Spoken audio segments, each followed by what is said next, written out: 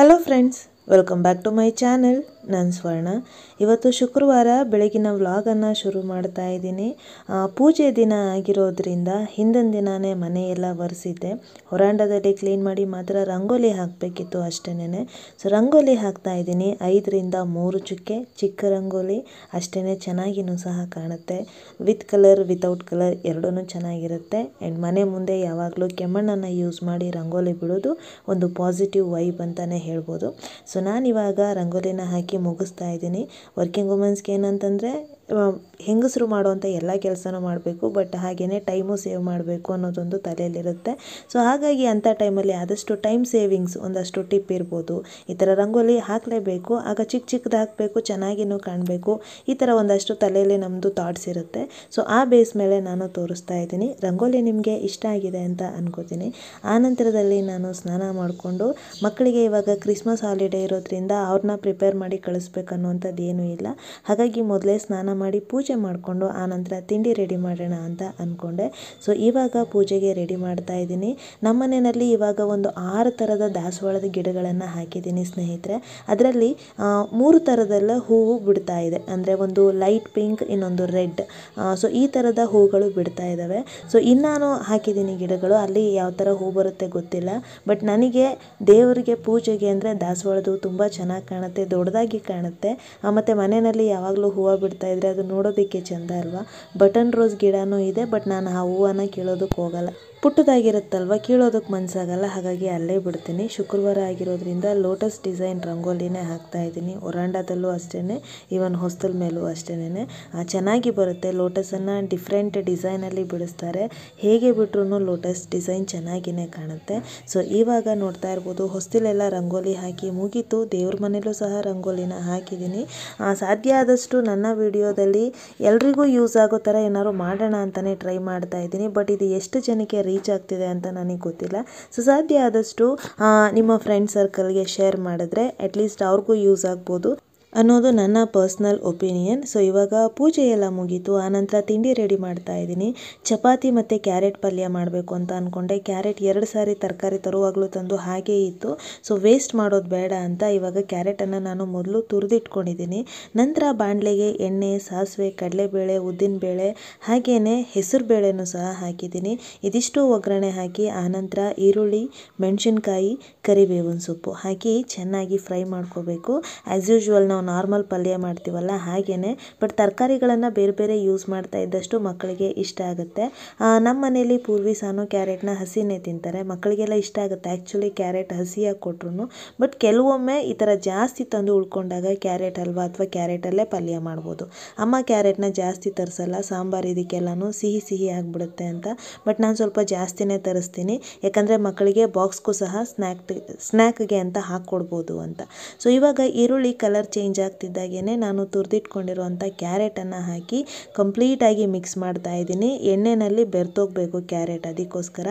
ಆನಂತರ ಕ್ಯಾರೆಟ್ ಬೇಯೋದಕ್ಕೆ ಎಷ್ಟು ನೀರು ಬೇಕೋ ಅಷ್ಟು ನೀರನ್ನು ಹಾಕ್ತಾ ಇದ್ದೀನಿ. ಸೊ ನಾನಿಲ್ಲಿ 1 ಗ್ಲಾಸಷ್ಟು ನೀರನ್ನು ಹಾಕಿ ಆನಂತರ ಅದನ್ನು ಬೇಯೋದಕ್ಕೆ ಬಿಡ್ತಾ ಇದ್ದೀನಿ. ಬೆಂದಾದಮೇಲೆ ನಾನಿನ್ನು ಉಪ್ಪು ಏನೂ ಹಾಕಿರಲಿಲ್ಲ, ಮಸಾಲೆ ಪೌಡರು ಸಹ ಯಾವುದೂ ಹಾಕಿರಲಿಲ್ಲ. ಸೊ ಇವಾಗ ಒಂದೊಂದೇ ಅದಕ್ಕೆ ಹಾಕ್ಕೊಂಡೋಗೋಣ. ನಾನು ಮೊದಲಿಗೆ ಇಲ್ಲಿ ಉಪ್ಪು ಹಾಕ್ತಾ ಇದ್ದೀನಿ, ಹಾಗೆಯೇ ಅಚ್ಚ ಖಾರದ ಪುಡಿ ಮತ್ತು ಧನಿಯಾ ಪುಡಿ, ಹಾಗೆಯೇ ಗರಂ ಮಸಾಲ ಸ್ವಲ್ಪ ಜಾಸ್ತಿ ಹಾಕಬೇಕು, ಆಗ ಟೇಸ್ಟು ಚೆನ್ನಾಗಿರುತ್ತೆ. ನೀವು ಬೇಕಿದ್ರೆ ಮ್ಯಾಗಿ ನೂಡಲ್ಸ್ ಮಸಾಲಾನ ಸಹ ಯೂಸ್ ಮಾಡ್ಬೋದು. ಟೇಸ್ಟ್ ತುಂಬಾ ಚೆನ್ನಾಗಿರುತ್ತೆ. ಮಕ್ಕಳಿಗೆ ಡೆಫಿನೆಟಾಗಿ ಇಷ್ಟ ಆಗುತ್ತೆ ಆ ಥರ ಮಾಡಿಕೊಟ್ರೆ. ಮತ್ತು ಇದನ್ನು ಅನ್ನಕ್ಕೆ ಕಲಿಸ್ಕೊಂಡು ತಿಂದ್ರೂ ಚೆನ್ನಾಗಿರುತ್ತೆ. ಸೊ ನಾನಿವಾಗ ಎಲ್ಲ ಮಸಾಲೆ ಪೌಡರನ್ನು ಹಾಕಿ ಮತ್ತು ಕ್ಯಾರೆಟನ್ನು ಒಂದು ಸಾರಿ ಮಿಕ್ಸ್ ಮಾಡಿ ನಂತರ ಬೇಯೋದಕ್ಕೆ ಬಿಡ್ತಾ ಇದ್ದೀನಿ. ಮಸಾಲೆ ಹಸಿ ವಾಸನೆ ಎಲ್ಲ ಹೋಗಿ ಹಾಗೆ ನೀರಿನ ಪ್ರಮಾಣ ಏನಿದೆ ಅದು ಕಂಪ್ಲೀಟಾಗಿ ಡ್ರೈ ಆದಮೇಲೆ ನಾನು ಇದಕ್ಕೆ ತುರ್ಕೊಂಡಿರುವಂತಹ ಕಾಯಿ ಹಾಗೆಯೇ ಕೊತ್ತಂಬರಿ ಸೊಪ್ಪನ್ನು ಹಾಕ್ತಾ ಇದ್ದೀನಿ. ಅಲ್ಲಿಗೆ ನನ್ನ ಕ್ಯಾರೆಟ್ ಪಲ್ಯ ರೆಡಿ ಆಯಿತು. ಬಾಕ್ಸಿಗೆ ತಗೊಂಡೋಗೋದಕ್ಕೂ ಚೆನ್ನಾಗಿರುತ್ತೆ. ಈವನ್ ಮಕ್ಕಳು ಹಾಗೆಯೇ ತಿನ್ಬೋದು. ಜೊತೆಗೆ ಚಪಾತಿ ರೊಟ್ಟಿ ಏನು ಬೇಕು ಅಂತ ಇಲ್ಲ, ಹಾಗೆ ತಿಂದ್ರೂ ನಡೆಯುತ್ತೆ. ಈವನ್ ಬ್ರೆಡ್ ಟೋಸ್ಟ್ ಮಾಡ್ಕೊಳ್ಳೋದಕ್ಕೂ ಸಹ ಇದೇ ಪಲ್ಯನ ಯೂಸ್ ಮಾಡ್ಬೋದು. ಸೊ ಹಾಗಾಗಿ ಮಲ್ಟಿಪರ್ಪಸಲ್ಲಿ ನಾನು ಇದನ್ನು ಮಾಡಿಕೊಂಡೆ. ಸೊ ಇವಾಗ ಚಪಾತಿನ ಲಟ್ಟಿಸ್ಬೇಕು. ಚಪಾತಿ ಲಟ್ಟಿಸೋದಕ್ಕೆ ನಾನು ಸ್ವಲ್ಪ ಎಳ್ಳನ್ನು ಸಹ ಮಿಕ್ಸ್ ಮಾಡ್ತಾ ಇದ್ದೀನಿ. ಒಳ್ಳೆ ಟೇಸ್ಟ್ ಕೊಡುತ್ತೆ, ಎಕ್ಸ್ಟ್ರಾ ಟೇಸ್ಟ್ ಕೊಡುತ್ತೆ ಅಂತ. ಮಕ್ಕಳು ಮನೆಯಲ್ಲೇ ಇದ್ದಿದ್ದರಿಂದ ಏನೇನೋ ಹೊಸದಾಗಿ ಟ್ರೈ ಮಾಡ್ತಿದ್ದೀನಿ, ಅವ್ರಿಗೂ ಖುಷಿಯಾಗುತ್ತೆ ಅನ್ನೋದೊಂದು. ನನಗೆ ಟೈಮ್ ಜಾಸ್ತಿ ಇರುತ್ತಲ್ವ, ಅದಕ್ಕೋಸ್ಕರ. ಸೊ ನೋಡಿ, ಚಪಾತಿನ ಲಟ್ಸಿ ಆದಮೇಲೆ ಎಳ್ಳನ್ನು ಮೇಲ್ಗಡೆ ಸ್ವಲ್ಪ ಈ ಥರ ಸ್ಪ್ರಿಂಕಲ್ ಮಾಡಿಕೊಂಡು ಮತ್ತೆ ಲಟ್ಸಿದ್ರೆ ನೀಟಾಗಿ ಅಂಟ್ಕೊಳ್ಳುತ್ತೆ ಚಪಾತಿಗೆ. ಆನಂತರ ನೀವು ತವಾ ಮೇಲೆ ಬೇಯಿಸ್ಕೋಬೋದು. ಎಳ್ಳು ಯಾವುದೇ ಕಾರಣಕ್ಕೂ ತವಾ ಮೇಲೆ ಉಳ್ಕೊಳ್ಳಲ್ಲ ಆವಾಗ.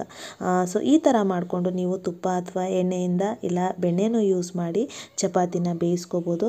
ಸೊ ಇವಾಗ ನನ್ನ ತಿಂಡಿ ರೆಡಿ ಆಯಿತು ಸ್ನೇಹಿತರೆ, ಬಾಕ್ಸ್ಗೂ ಹಾಕ್ಕೊಂಡು ಹಾಗೆಯೇ ಇವಾಗ ತಿಂಡಿನ ಸರ್ವ್ ಮಾಡ್ತಾ ಇದ್ದೀನಿ. ತಿಂಡಿ ತಿಂದಾದ ನಂತರದಲ್ಲಿ ಮಕ್ಕಳು ನಿಧಾನಕ್ಕೆ ಸ್ನಾನ ಮಾಡ್ತಾರೆ. ನಂದು ಸ್ನಾನ ಪೂಜೆ ಎಲ್ಲ ಮುಗ್ದಿತ್ತು. ಸೊ ತಿಂಡಿ ತಿಂದ್ಕೊಂಡು ನನ್ನ ಬಾಕ್ಸ್ನ ರೆಡಿ ಮಾಡಿಕೊಂಡು ನಾನು ಸ್ಕೂಲ್ಗೆ ಹೊರಟೆ. ತುಂಬ ಜನ ಸ್ಕೂಲಲ್ಲಿ ನೀವು ಊಟ ಮಾಡಲ್ವಾ ಅಂತ ಕೇಳ್ತಿದ್ರಿ. ಅಫ್ಕೋರ್ಸ್ ತಿಂತೀವಿ, ಅಂದರೆ ಸ್ವಲ್ಪ ತೊಗೊಂಡು ಹೋಗ್ತೀನಿ ನಾನು, ಯಾಕಂದರೆ ಅಲ್ಲಿ ಶೇರ್ ಮಾಡ್ತೀವಲ್ವಾ. ಸೊ ಎಲ್ಲ ಸ್ಕೂಲ್ ಊಟನೇ ಮಾಡಿದ್ರೆ ಅಲ್ಲಿ ಶೇರ್ ಮಾಡೋದಕ್ಕೇನೂ ಇರಲ್ಲ. ಸೊ ಹಾಗಾಗಿ ಎಲ್ಲರೂ ಚಿಕ್ಕ ಚಿಕ್ಕ ಬಾಕ್ಸಲ್ಲಿ ತರ್ತಾರೆ. ಇದನ್ನು ಶೇರ್ ಮಾಡ್ತೀವಿ, ಜೊತೆಗೆ ಸ್ಕೂಲಲ್ಲಿ ಏನು ಕೊಡ್ತಾರೆ ಅದನ್ನು ಸಹ ತಿಂತೀವಿ. ಸೊ ನಾನು ಇವಾಗ ರೆಡಿ ಆಗಿದ್ದೀನಿ. ಆ್ಯಕ್ಚುಲಿ ಈ ಬ್ಲೌಸ್ದಲ್ಲ ಈ ಸ್ಯಾರಿ, ಬಟ್ ಸ್ಯಾರಿ ಅರ್ಜೆಂಟಲ್ಲಿ ಸಿಗಲಿಲ್ಲ ನನಗೆ. ಆ್ಯಂಡ್ ಇದು ಮ್ಯಾಚ್ ಆಗುತ್ತೆ ಅನ್ನೋ ಕಾರಣಕ್ಕೆ ನಾನು ಇದನ್ನು ವೇರ್ ಮಾಡ್ತಾ ಇದ್ದೀನಿ. ಈ ಬ್ಲೌಸ್ದು ಸ್ಯಾರಿ ಇದೇ ಕಲರ್ ಇದೆ, ಬಟ್ ಬಾರ್ಡರ್ ಬ್ಲೌಸ್ ಡಿಸೈನ್ ಏನಿದೆ ಅದನ್ನೇ ಕೊಟ್ಟಿದ್ದಾರೆ, ತೋರಿಸಿದ್ದೆ ನಿಮಗೆ. ಸೊ ಸದ್ಯಕ್ಕೆ ಪ್ಲೇನ್ ಸ್ಯಾರಿ ಜೊತೆಗೆ ನಾನು ಈ ಬ್ಲೌಸನ್ನು ವೇರ್ ಮಾಡಿದ್ದೀನಿ. ಸೊ ಫೈನಲಿ ರೆಡಿಯಾಗಿ ಆಯಿತು. ಆನಂತರ ಸ್ಕೂಲ್ಗೆ ಹೊರಡೋದಷ್ಟೇ. ಬಂದ ಮೇಲೆ ಮತ್ತೆ ನಾನು ನನ್ನ ವಿಡಿಯೋನ ಕಂಟಿನ್ಯೂ ಮಾಡ್ತೀನಿ. ಸೊ ಇವಾಗ ಹೊರಡೋ ಟೈಮ್ ಸಂಜೆ ಆಗಿದೆ ಇವಾಗ ಸ್ನೇಹಿತರೆ, ಟೈಮ್ ಆಗಿದೆ 5:15. ಟೀ ಎಲ್ಲ ಆದಮೇಲೆ ನಾನು ಹಸ್ಬೆಂಡ್ಗೆ ಹೇಳಿದ್ದೆ, ಯಾಕಂದರೆ ಇವತ್ತು ಉಪ್ಸಾರು ಮತ್ತು ಸೊಪ್ಪಿನ ಪಲ್ಯ ತಿನ್ನಬೇಕು ಅಂತ ಅನ್ನಿಸ್ತಿತ್ತು. ಹಾಗಾಗಿ ತೊಗರಿಕಾಳು ಮತ್ತು ಅವರೆಕಾಳು ಎರಡನ್ನೂ ತರಿಸಿದ್ದೆ. ಮಕ್ಕಳು ಬಿಡಿಸಿಟ್ಟಿದ್ರು ಬರೋ ತನಕ. ಆನಂತರ ನಾನು ಬಂದು ಸೊಪ್ಪೆಲ್ಲ ಕ್ಲೀನ್ ಮಾಡಿ ಇವಾಗ ತೊಳೆದಿಟ್ಕೊಂಡಿದ್ದೀನಿ. ನೀವೆಲ್ಲ ಲಾಸ್ಟ್ ಟೈಮ್ ಕೇಳಿದ್ರಲ್ವ ಈ ಬಾಕ್ಸ್ ಎಲ್ಲೋಯ್ತು ಅಂತ, ಅಮ್ಮನ ಮನೆಗೆ ಕೊಟ್ಟು ಕಳಿಸಿದ್ದೆ. ನೀವೆಲ್ಲ ಅಂದಮೇಲೆ ನೆನಪಾಯಿತು ನನಗೆ. ಸೊ ಮತ್ತೆ ವಾಪಸ್ ತರಿಸ್ದೆ ನಾನು ಬಾಕ್ಸ್ನ. ಸೊ ಇವಾಗ ತೊಗರಿಕಾಳು ಮತ್ತು ಅವರೆಕಾಳನ್ನು ಸ್ವಲ್ಪ ನಾನು ಸೊಪ್ಪು ಜೊತೆ ಮಿಕ್ಸ್ ಮಾಡಿ ಪಾತ್ರೆನಲ್ಲೇ ಬೇಯಿಸ್ಕೊತಾ ಇದ್ದೀನಿ, ಕುಕ್ಕರ್ಗೆ ಹಾಕ್ತಾ ಇಲ್ಲ. ಉಳಿದಿರೋವಂಥ ಕಾಳು ಷಷ್ಠಿಗೆ ಅವರೆಕಾಳನ್ನ ಇಟ್ಕೋತೀನಿ, ಮತ್ತು ತೊಗರಿಕಾಳು ಸಾಂಬಾರನ್ನು ನಾಳೆ ಮಾಡೋಣ ಅಂತ ಅಂದ್ಕೊಂಡಿದ್ದೀನಿ. ಹಾಗೆಯೇ ಲಾಸ್ಟ್ ಟೈಮ್ ನಾನು ಒಂದು ವಿಡಿಯೋನ ಪಬ್ಲಿಷ್ ಮಾಡಿದಾಗ ತುಂಬ ಜನ ನನಗೆ ಕಮೆಂಟ್ ಮಾಡಿದ್ರಿ, ಪರ್ಸ್ನಲಾಗಿ ಕಮೆಂಟ್ ಮಾಡಿದ್ರಿ ಆ್ಯಕ್ಚುಲಿ, ಅಕ್ಕ ನೀವು ಮೆಂಟಲಿ ವೀಕ್ ಆಗಿದ್ದೀರಾ ಅಂತ ಅನಿಸುತ್ತೆ ಅಂತ. ಸೊ ಮೆಂಟಲಿ ವೀಕ್ ಅಂತ ಅಲ್ಲ, ಯಾವುದೇ ನಮಗೆ ಏನು ಫೀಲ್ ಆಗುತ್ತೆ ಅದನ್ನು ಇಮಿಡಿಯೇಟಾಗಿ ಎಕ್ಸ್ಪ್ರೆಸ್ ಮಾಡಬೇಕು. ಆ್ಯಕ್ಚುಲಿ ನನ್ನ ಕ್ಯಾರೆಕ್ಟರ್ ಅದು. ಖುಷಿಯಾದ್ರೂ ನಾನು ಅಷ್ಟೇ ಖುಷಿಯಾಗಿ ಎಕ್ಸ್ಪ್ರೆಸ್ ಮಾಡ್ತೀನಿ, ಬೇಜಾರಾದರೆ ಬೇಜಾರನ್ನು ಸಹ ಎಕ್ಸ್ಪ್ರೆಸ್ ಮಾಡ್ತೀನಿ. ನನ್ನ ಪ್ರಕಾರ ಯಾವುದೇ ಎಮೋಷನ್ನ ನಾವು ಹೈಡ್ ಮಾಡಿ ಇಟ್ಕೋಬಾರ್ದು, ಅದು ನಮ್ಮ ಹೆಲ್ತ್ಗೆ ತುಂಬಾ ಕೆಟ್ಟದ್ದು. ಅದು ಖುಷಿಯಾಗಿರ್ಬೋದು, ದುಃಖ ಆಗಿರ್ಬೋದು, ಹೇಗೆ ಬರುತ್ತೋ ಹಾಗೆ ಅದನ್ನು ಎಕ್ಸ್ಪ್ರೆಸ್ ಮಾಡಿಬಿಡ್ಬೇಕು. ನಗೋದಕ್ಕೂ ಯೋಚನೆ ಮಾಡೋದು, ಅಳೋದಕ್ಕೂ ಯೋಚನೆ ಮಾಡೋದು, ನನಗೆ ಆ ಥರ ಇಲ್ಲ ಸ್ನೇಹಿತರೆ. ಯಾಕಂದರೆ ಆ ಥರ ಮಾಡ್ಕೊಳ್ಳೋದ್ರಿಂದ ಡೆಫಿನೆಟಾಗಿ ನಮ್ಮ ಮೆಂಟಲ್ ಹೆಲ್ತ್ ಹಾಳಾಗುತ್ತೆ. ದೇವರು ನಮಗೆ ಕೊಟ್ಟಿರೋವಂಥ ವರ ಅದು. ನಾನು ಲಾಸ್ಟ್ ಟೈಮು ಹೇಳಿದ್ದೆ, ಮರುವು, ನಗೋದು, ಯೋಚನೆ ಮಾಡೋದು, ಅಳೋದು, ಇದೆಲ್ಲನೂ ನಮಗೆ ಕೊಟ್ಟಿರೋವಂಥ ವರ. ಅದನ್ನು ಯಾವ್ಯಾವ ಟೈಮಲ್ಲಿ ಹೇಗೆಲ್ಲ ನಾವು ಬಳಸ್ಕೋಬೇಕೋ ಹಾಗೇ ಬಳಸ್ಕೋಬೇಕು ಅದನ್ನು. ಆವಾಗಲೇ ಅದಕ್ಕೆಲ್ಲ ಒಂದು ವ್ಯಾಲ್ಯೂ ಇರೋದು. ಮತ್ತೊಂದು ವಿಷಯ ಏನು ಅಂತಂದರೆ, ಅಳೋದು ವೀಕ್ನೆಸ್ ಅಂತ ತುಂಬ ಜನ ಅನ್ಕೋತೀವಿ ನಾವು, ಬಟ್ ಆ್ಯಕ್ಚುಲಿ ಅಳು ಅನ್ನೋದು ವೀಕ್ನೆಸ್ ಅಲ್ಲ. ಸೊ ನಾವು ಅತ್ತಾಗ ನಮ್ಮ ಎಮೋಷನ್ ಏನಿದೆ ಅದನ್ನು ನಾವು ಎಕ್ಸ್ಪ್ರೆಸ್ ಮಾಡ್ಬೋದು. ಜೊತೆಗೆ ಹರ್ಟ್ ಆಗಿರೋದ್ರಿಂದ ಅಳ್ತೀವಲ್ವ, ಸೊ ನೆಕ್ಸ್ಟ್ ಟೈಮ್ ಆ ಹರ್ಟ್ನ ನಾವು ನೆನೆಸ್ಕೊಂಡಾಗ ನಮ್ಗೆ ಅಷ್ಟೊಂದು ಬೇಜಾರಾಗಲ್ಲ. ಹಾಗಂತ ಎಲ್ಲ ವಿಷಯಕ್ಕೂ ನೀವು ಅಳಬೇಕಾ ಅನ್ನೋದಾದರೆ ಡೆಫಿನೆಟ್ಲಿ ನಾಟ್. ಇನ್ಫ್ಯಾಕ್ಟ್ ನಾವು ನಮ್ಗೆ ಯಾರಾದರೂ ಹರ್ಟ್ ಮಾಡಿದ್ರೆ ಅವ್ರ ಮುಂದೆ ಅಳಲ್ಲ ನಾವು, ಯಾಕಂದರೆ ನಮ್ಮದು ಒಂದು ಈಗೋ ಅಲ್ಲಿ ತಡೆಯುತ್ತೆ ನಮ್ಮನ್ನ. ಅಫ್ಕೋರ್ಸ್ ಎಲ್ರಿಗೂ ಅದಾಗುತ್ತೆ. ಹಾಗಂತ ಅದನ್ನು ಮತ್ತೆ ಮನಸ್ಸಲ್ಲಿ ಇಟ್ಕೊಂಡು ನಾನು ಅಳಬಾರ್ದು ಅಂತ ಹೋದರೆ ಅದು ಕ್ಯಾರಿ ಆಗ್ತಾ ಹೋಗುತ್ತೆ. ಅದ್ರ ಬದಲು ಅಟ್ಲೀಸ್ಟ್ ನಿಮ್ಗೆ ಯಾರ ಮುಂದೆ ಅದನ್ನು ಎಕ್ಸ್ಪ್ರೆಸ್ ಮಾಡ್ಕೋಬೋದು ಅವ್ರ ಮುಂದೆ ಎಕ್ಸ್ಪ್ರೆಸ್ ಮಾಡಿಕೊಂಡು ಅಳೋದಿದ್ರೆ ಹತ್ತು ಬಿಟ್ಟರೆ ಅಲ್ಲಿಗೆ ಆ ಹರ್ಟ್ ಆಗಿರೋದು, ಆ ಒಂದು ಸಿಚುವೇಶನ್ ಏನಿರುತ್ತೆ ಕಂಪ್ಲೀಟಾಗಿ ಮರ್ತೋಗುತ್ತೆ ಸ್ನೇಹಿತರೆ. ಇದು ನಾನು ಪರ್ಸ್ನಲಿ ಫೀಲ್ ಮಾಡುವಂಥದ್ದು ಮತ್ತು ಫಾಲೋ ಮಾಡ್ಕೊಂಡು ಹೋಗ್ತಾ ಇರುವಂಥದ್ದು ಇಲ್ಲಿ ತನಕನೂ. ಅದರಿಂದನೇ ಇವತ್ತು ಏನು ಬೇಜಾರಾಗಿರುತ್ತೋ ಅದನ್ನು ನಾನು ನೆಕ್ಸ್ಟ್ ಡೇ ಕ್ಯಾರಿ ಮಾಡೋದಕ್ಕೆ ಹೋಗಲ್ಲ, ಅದಲ್ಲೇ ಸಾರ್ಟ್ ಔಟ್ ಮಾಡ್ಕೊಂಡ್ಬಿಡ್ತೀನಿ ನಾನು, ಈ ಥರ. ಸೊ ಒಬ್ಬೊಬ್ರಿಗೂ ಒಂದೊಂದು ಥರ ಇರುತ್ತೆ. ಸೊ ಹಾಗಾಗಿ ನೀವು ಆವಾಗವಾಗ ಅಳ್ತಿರ್ತೀರಾ, ಯಾಕೆ ಇಷ್ಟೊಂದು ವೀಕ್ ಆಗಿದ್ದೀರಾ ಅಂತ ನನಗೆ ಇನ್ಸ್ಟಾದಲ್ಲೂ ಕಮೆಂಟ್ ಬಂದಿತ್ತು, ಮೆಸೇಜ್ ಬಂದಿತ್ತು. ಸೊ ಅಳು ಅನ್ನೋದು ಯಾರ್ದು ವೀಕ್ನೆಸ್ ಅಲ್ಲ. ಇನ್ಫ್ಯಾಕ್ಟ್ ಅಳೋದಕ್ಕೂ ಧೈರ್ಯ ಬೇಕು.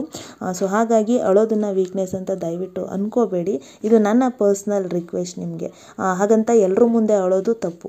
ನಮಗೆ ಯಾರು ನಮ್ಮ ಕಣ್ಣೀರಿಗೆ ಬೆಲೆ ಇರುತ್ತೋ ಅಂಥವ್ರ ಮುಂದೆ ಹತ್ತಿರ ಅದಕ್ಕೊಂದು ವ್ಯಾಲ್ಯೂ ಇರುತ್ತೆ. ಹಾಗೆ ಯಾವ ವಿಷಯ ನಮ್ಮ ಕಣ್ಣೀರಿಗೆ ಯೋಗ್ಯವಾಗಿರುತ್ತೋ ಅಂಥ ವಿಷಯಕ್ಕೆ ಮಾತ್ರ ಅಳಬೇಕು. ಸುಮ್ಮನೆ ದಿನ 1000 ಜನ ನಮ್ಗೆ ಹರ್ಟ್ ಮಾಡ್ತಿರ್ತಾರೆ, ಬೇಜಾರು ಮಾಡ್ತಿರ್ತಾರೆ, ಅದಕ್ಕೆಲ್ಲ ಹತ್ಕೊಂಡು ಹೋದರೆ ನಮ್ಮ ಕಣ್ಣೀರಿಗೆ ವ್ಯಾಲ್ಯೂವೇ ಇರಲ್ಲ. ಸೊ ನಮ್ಮ ಕಣ್ಣೀರು ತುಂಬ ಪ್ರೀಶಿಯಸ್. ನಾನು ನನ್ನ ಫ್ರೆಂಡ್ಸ್ಗೂ ಹೇಳ್ತಿರ್ತೀನಿ ಅದನ್ನು. ಸೊ ಹಾಗಾಗಿ ಎಲ್ಲೆಲ್ಲಿ ಅದನ್ನು ಖರ್ಚು ಮಾಡಬೇಕೋ ಅಲ್ಲಿ ಖರ್ಚು ಮಾಡೋದ್ರಲ್ಲಿ ತಪ್ಪಿಲ್ಲ. ನಾನು ನನ್ನ ಮಗಳ ವಿಷಯಕ್ಕೋಸ್ಕರ ಅತ್ತೆ, ವೈ ಬಿಕಾಸ್ ಅವಳು ನನಗೆ ಅಷ್ಟೇ ಪ್ರೀಶಿಯಸ್ ಆಗಿರೋದ್ರಿಂದ. ಸೊ ಇದನ್ನು ಹೇಳ್ತಾ ಈ ಥರ ಮಾಡೋದ್ರಿಂದ ಡೆಫಿನೆಟಾಗಿ ನಿಮ್ಮ ಮೆಂಟಲ್ ಹೆಲ್ತ್ನ ನೀವು ಚೆನ್ನಾಗಿ ಇಟ್ಕೋಬೋದು. ನಾನು ಸ್ಟ್ರಾಂಗ್ ಇದ್ದೀನಿ ಅನ್ನೋ ಕಾರಣಕ್ಕೆ ಅವಳು ಬಂದರೂ ಅಳದೇ ಇರೋದು, ಖುಷಿಯಾದಾಗಲೂ ಅದನ್ನು ಎಕ್ಸ್ಪ್ರೆಸ್ ಮಾಡ್ಕೊಳ್ದೇ ಇರೋದು, ಅದು ನಮ್ಮ ಮೆಂಟಲ್ ಹೆಲ್ತ್ ಮೇಲೆ ತುಂಬ ಅಂದರೆ ತುಂಬ ಎಫೆಕ್ಟ್ ಆಗುತ್ತೆ. ದಯವಿಟ್ಟು ಆ ಥರ ಮಾಡ್ಕೋಬೇಡಿ.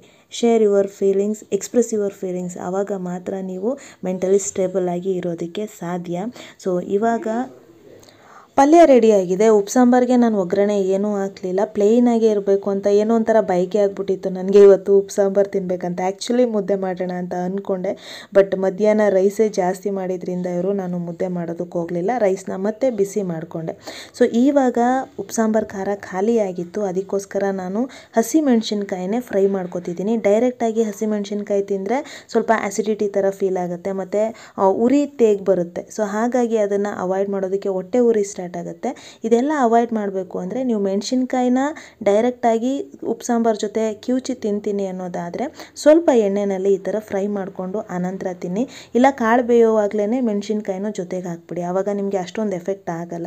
ಸೊ ನಾನಿಲ್ಲಿ ಸ್ವಲ್ಪ ಎಣ್ಣೆನ ಹಾಕಿ ಮೆಣಸಿನ್ಕಾಯಿ ಮತ್ತು ಬೆಳ್ಳುಳ್ಳಿ ಎರಡನ್ನೂ ಸಹ ಫ್ರೈ ಮಾಡ್ಕೊಂಡಿದ್ದೀನಿ. ಆನಂತರ ಇದನ್ನು ಉಪ್ಸಾರು ಜೊತೆ ಕಿವುಚಿ ಕಲಿಸ್ಕೊಂಡು ನಾವು ತಿನ್ನಬಹುದು. ಸೊ ಮುದ್ದೆ ಇದ್ದಿದ್ರೆ ಆ್ಯಕ್ಚುಲಿ ತುಂಬ ಚೆನ್ನಾಗಿರೋದು, ಬಟ್ ಇಟ್ಸ್ ಓಕೆ. ರೈಸ್ ಜೊತೆ ಉಪ್ಸಾಂಬಾರನ್ನ ಊಟ ಮಾಡಿಕೊಂಡು ಅಲ್ಲಿಗೆ ನನ್ನ ಇವತ್ತಿನ ದಿನ ಮುಗಿಯುತ್ತೆ. ಹಾಗೆಯೇ ಇವತ್ತಿನ ಟಿಪ್ನ ನಿಮಗೆ ಹೇಳಬೇಕು. ಇಷ್ಟು ದಿನ ಸೋಷಿಯಲ್ ಬಗ್ಗೆ ಹೇಳ್ತಾ ಇದ್ದೆ, ತುಂಬ ಜನ ಕನ್ನಡದ್ದು ಸ್ವಲ್ಪ ಹೇಳ್ಕೊಡಿ ನಮಗೆ ಯೂಸ್ ಆಗುತ್ತೆ ಅಂತ ಕೇಳಿದ್ರಿ. ಹಾಗಾಗಿ ಇವತ್ತು ಕನ್ನಡದ ಒಂದಷ್ಟು ಟಿಪ್ಪನ್ನು ನಿಮಗೆ ಹೇಳೋದಕ್ಕೆ ಇಷ್ಟಪಡ್ತೀನಿ. ಒಂದೊಂದೇ ಪಾಯಿಂಟ್ನ ತಗೊಂಡು ನಾನು ನಿಮಗೆ ಹೇಳೋದಕ್ಕೆ ಇಷ್ಟಪಡ್ತೀನಿ. ಆ್ಯಂಡ್ ಇಲ್ಲಿ ಯಾವುದೇ ಥರದ ಕೋಡ್ ವರ್ಡ್ ಇಲ್ಲ, ಬದಲಾಗಿ ಡಿಫ್ರೆನ್ಷಿಯೇಟ್ ಮಾಡೋದು ಹೇಗೆ ಅನ್ನೋದನ್ನು ತೋರಿಸ್ತೀನಿ. ಸೊ ಇವತ್ತು ಕನ್ನಡದಲ್ಲಿ ನಾನು ಹೇಳೋದು ಕೊಟ್ಟಿರೋದು ದ್ವಿರುಕ್ತಿ ಮತ್ತು ಜೋಡು ನುಡಿ ಬಗ್ಗೆ. ಎಲ್ಲ CET ಎಕ್ಸಾಮಲ್ಲೂ ಅಥವಾ ಕಾಂಪಿಟೇಟಿವ್ ಎಕ್ಸಾಮಲ್ಲೂ ಇದ್ರ ಬಗ್ಗೆ ಕೇಳ್ತಾರೆ.